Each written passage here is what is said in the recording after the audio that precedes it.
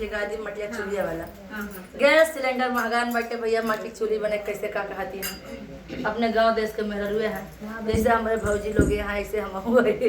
हमारे चूल्हा पे आगे बारह इतना डर लगे थे का बताइए इतनी बड़ी हुई कब चूल्हा ना धरा पाई सुना जाए गाना का भाव बा चूल्हा लेके रोई ठीक बा लेकिन हमसे जलत नहीं पकड़त नहीं लकड़ी क्यों पूछ नहीं है ना ससुर नैयरे मार रहा है मम्मी हमारे जब रोई होई तो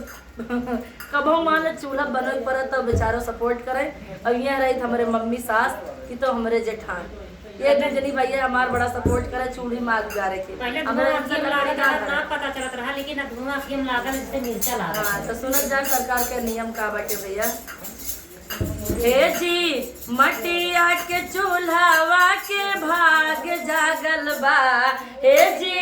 मटिया के चूल्हावा के भाग जागल बा गैस सिलेंडर के दामावा में आग लागल बा गैस सिलेंडर के दामावा में आग लागल बा हे जी मटिया के चूल्हावा के आग लागल बा हे जी मटिया के चूल्हावा के आग लागल बा गैस सिलेंडर के दामावा में आग लागल बा गैस सिलेंडर के दामावा में आग लागल बा बुकिंग के नियम बदलल कहता सरकार जी बुकिंग के नियम बदलल कहता सरकार जी बुकिंग के नियम बदलल कहता सरकार जी पहले 15 दिन में मिलत रहा 15 दिन में 2 सिलेंडर मिलत रहा 1 महीना में 2 सिलेंडर अब 45 दिन का नियम लगा गया तो सुना जाए बुकिंग के नियम बदलल कहता सरकार जी बुकिंग के नियम बदलल कहता सरकार जी केहू के नाही मिले गैस सिलेंडर जी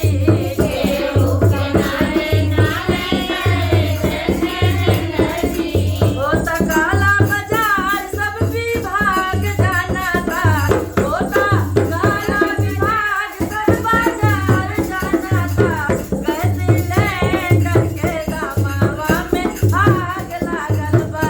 गैस सिलेंडर के दामावा में आग लागल बा